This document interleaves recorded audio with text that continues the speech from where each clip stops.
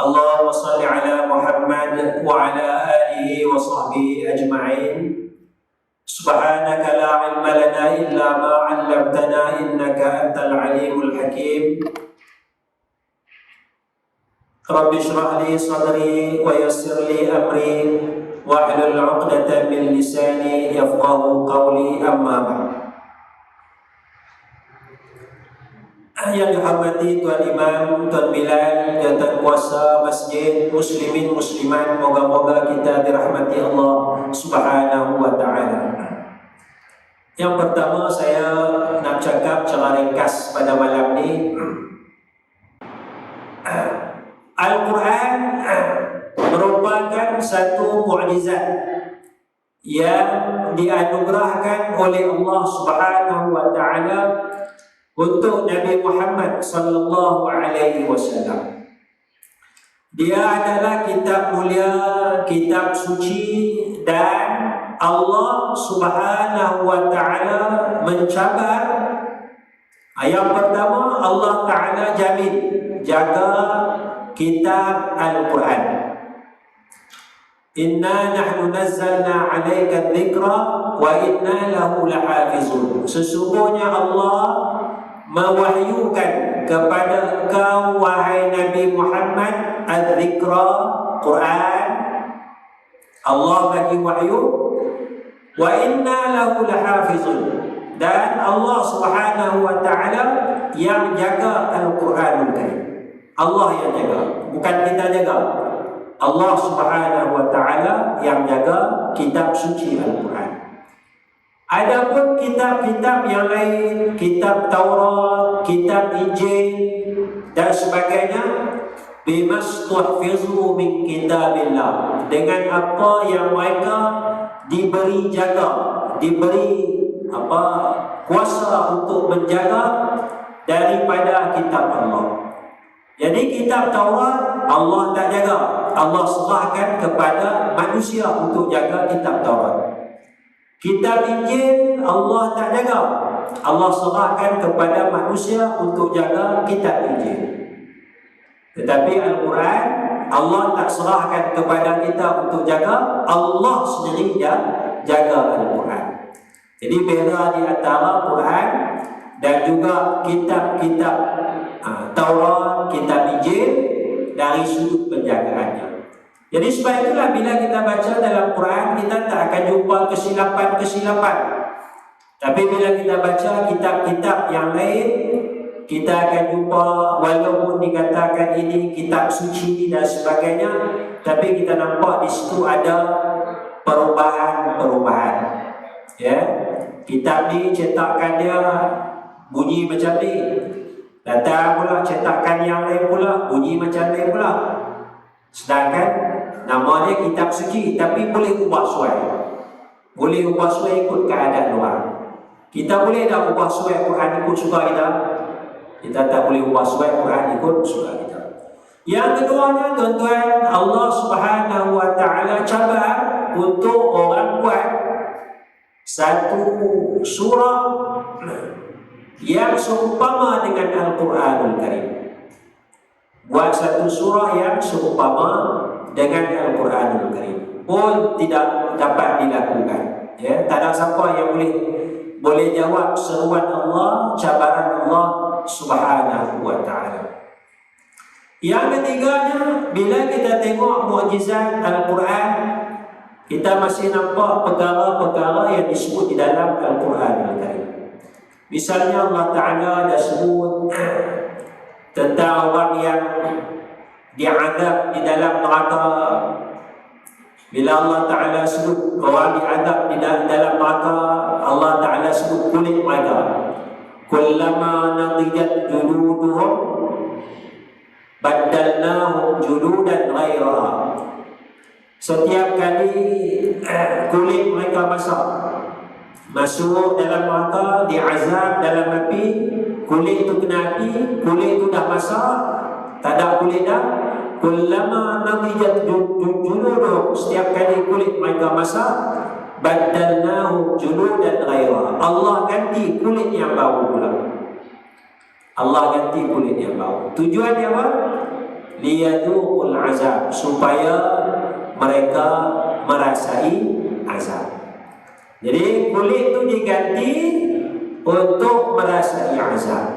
Bila sampai kajian sains mendapati saraf sakit, tempat sakit berada pada kawasan kulit atau daging? Kulit. Ya, kulit. Daging itu dia tak ada saraf sakit lah. Kulit itu saraf sakit. Allah Ta'ala dah sebut dalam Quran 1400 tahun dah. Tiap-tiap kali kulit mereka masak, Allah ganti kulit baru supaya mereka merasai azab. Jadi saraf sakit itu isyarat dalam Quran sudah disebut. Isyarat. Sebab Quran ini bukan nak menceritakan fakta-fakta sains, tidak. Tapi isyarat itu dah ada dalam Al-Quran. Jadi bila orang buat kajian, rupanya ada disebut dalam Al-Quran. Jadi sebab itulah menarik bila kita baca juzuk 16 ke juzuk 17 Suratul Kahfi. Yang ni tuan-tuan, bila kita baca Suratul Kahfi, kita akan jumpa cerita Zulkarnain. Cerita Zulkarnain habis, cerita Nabi Musa apa semua tu, masuk cerita Zulkarnain. Wallahu a'lam, ini barangkali salah satu perkara baru yang kita dapat rasakan, sebab ulama-ulama tafsir dulu tak sebut benda-benda yang seperti ini. Iaitu Zulkarnain ini Allah Ta'ala bagi kelebihan kepada dia, dia menguasai bumi. Sampai satu ayat Allah Ta'ala sebut hatta idza balagha matli'ash syamsi, hinggalah Zulkarnain sampai kepada satu tempat matli'ash syamsi, terbit matahari. Sampai satu tempat terbit matahari. Wajadaha tatlu'u ala qaumin, Zulkarnain dapati matahari itu naik di atas satu kaum orang kawasan itu. Allah Ta'ala tidak jadikan sitra, pendinding kepada mereka. Allah Ta'ala tidak jadikan satu penutup penduduk kawasan itu daripada matahari. Cerita Zulkarnain. Jadi bila tengok tafsir, saya tengok tafsir Ibnu Katsir. Ibnu Katsir sebut tempat tu tak ada pokok. Tempat tu tak ada pokok. Bila tak ada pokok, mana tidak boleh berlindung daripada cahaya matahari. Penduduk kawasan tu dia tak ada binaan. Tempat dia tanah dia tak boleh bina apa. Jadi bila tak boleh bina apa, macam kita boleh bina ni, tak kena matahari, kan? Tapi ada orang tunjuk baru ni video kawasan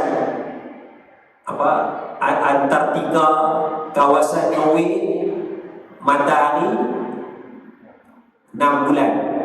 Siang pun ada matahari, malam pun ada matahari. Jadi barangkali tempat yang Allah Ta'ala sebut Zulkarnain dah sampai itu tempat tersebut. Wallahu a'lam. Macam mana Nabi Muhammad boleh bawa cerita itu? Maksud faham? Dia kata mu'jizat Quran. Macam mana Nabi Muhammad boleh bawa cerita itu, kan? Sebab ulama tafsir Imam Ibnu Katsir tahun 700 Hijrah pun tak boleh cerita lagi. Tak sampai tempat tu lagi. Tak sampai kawasan kutub, tak sampai kawasan Antartika, tak sampai ke kawasan Rusia, Norway pun tak sampai lagi. Jadi tafsir mereka tak sampai tahap tu lagi. Tapi bila teknologi moden hari ni kita nampak, maknanya mukjizat Al-Quran, dia boleh cerita benda yang 1400 tahun baru kita nampak. Ayat ni barangkali bercakap tentang tempat ini. Boleh buat? Ini mukjizat Al-Quran. Jadi kalaulah benda yang baru kita nampak, ada lagi yang kita tak nampak, yang kita dah temui sekarang ni, benda yang kita tak temui lagi, Quran mungkin dah sedikit sebanyak, maka ia merupakan satu mukjizat.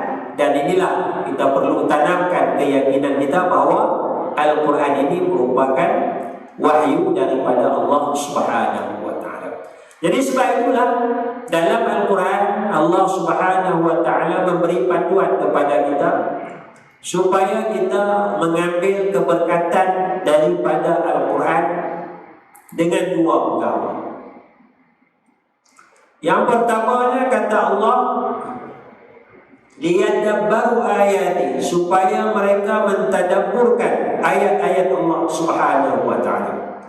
Allah Taala sebut panjang sikit, kitabun anzalnahu ilaika mubarakun liyadabbaru, kitab yang Allah wahyukan, kitab Quran ini diberkati supaya mereka mentadabburkan ayat-ayat Allah Subhanahu wa taala.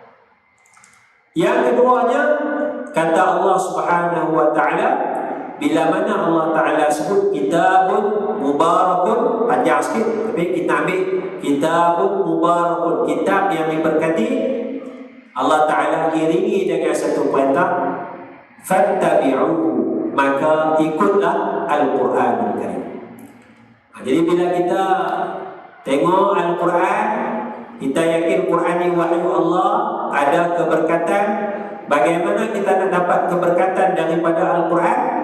Hendaklah kita baca, tadabbur, dan kita mematuhi perintah-perintah Allah Subhanahu wa taala. Dengan dua kaedah inilah maka kita akan dapat keberkatan daripada Al-Quran Karim.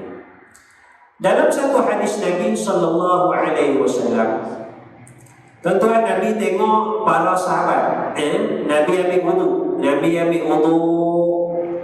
Para sahabat bila tengok Nabi ambil wudu, ada air lebihan daripada muka Nabi, daripada tangan Nabi. Para sahabat tak ada air wudu Nabi ni. Tak ada air wudu Nabi, mereka melumurkan lebihan air tadi ni ke badan mereka, ke muka mereka. Di sahabat-sahabat lakukan dengan Nabi Muhammad sallallahu alaihi wasallam. Bila sahabat buat macam tu, Nabi tanya sahabat, apa sebab kamu buat begini? Sahabat jawab, mereka sayang kepada Rasulullah sallallahu alaihi wasallam. Jadi bila sayang kepada Rasulullah, cara sahabat faham ialah apa saja lebihan daripada Rasulullah, kita ambil barakah, kita ambil kebaikan. Jadi air wudu Rasulullah pun kita tak ada, kita sapu muka kita, ya. Itu cara beberapa sahabat Nabi faham bagaimana nak mengambil keberkatan daripada Rasulullah sallallahu alaihi wasallam. Tak apalah air wudu Rasulullah, sekali kita melampau-lampau pula. Untuk imam tolong basuh kaki sikit, kami nak minum ayam, basuh kaki untuk imam. Ya, Rasulullah tak apalah, itu Rasulullah. Hanya Rasulullah saja. Hanya Rasulullah saja. Tu imam ke, ustaz ke, maulana ke, tu guru ke, kita tak boleh angkat darjat orang-orang ini sama sebagaimana Rasulullah sallallahu alaihi wasallam. Jadi bila sahabat buat begini dan sahabat menyatakan sayang kepada Rasulullah, maka Rasulullah mengajar benda yang betul untuk menyatakan cinta kepada Rasulullah sallallahu alaihi wasallam.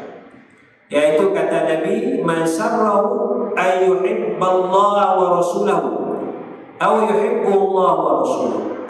Sesiapa yang suka untuk cinta kepada Allah dan Rasulullah, ataupun Allah cinta kepada dia, Rasulullah cinta kepada dia, fal yusaddiqil hadith idza haddasa, hendaklah dia bercakap benar, wal yu'addil amanata idza tumina, hendaklah dia tunaikan amanah,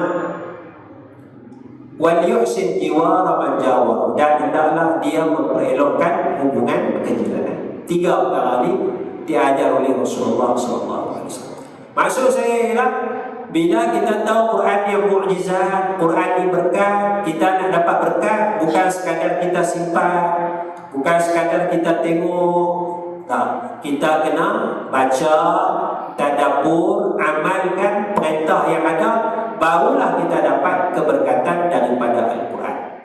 Begitulah kita sayang kepada Rasulullah bukan bermakna kita disebut aku sayang kepada Rasulullah, bukan sekadar kita menyanyi sayang kepada Rasulullah, bukan.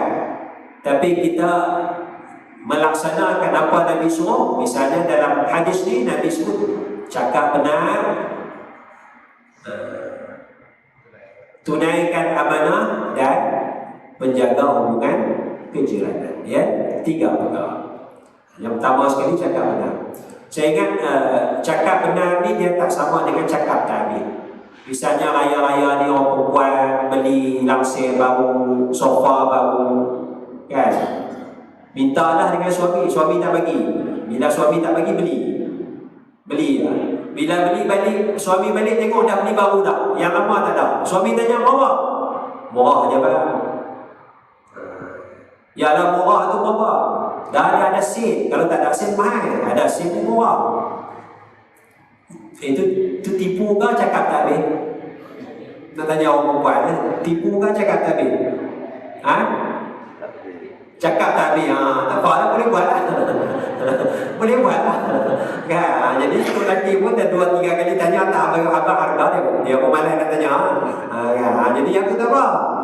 Tak tipu, cakap takbir. Tapi kalau suami tanya lagi banyak 10 kali tanya, kita cerita lah. Tapi dia tanya 2-3 kali, kita murah, ada sen, kan? Jiran sebelah pun tukar dah, kan? Kami beli sama-sama pasar, kan? Lagi murah, kan? Jadi cakap tak habis. Jadi kita harap cakap tak habis tu tak sama dengan cakap Jadi bila tak sama, maknanya boleh diamalkan atau tidak? Boleh. Ha? Boleh amal.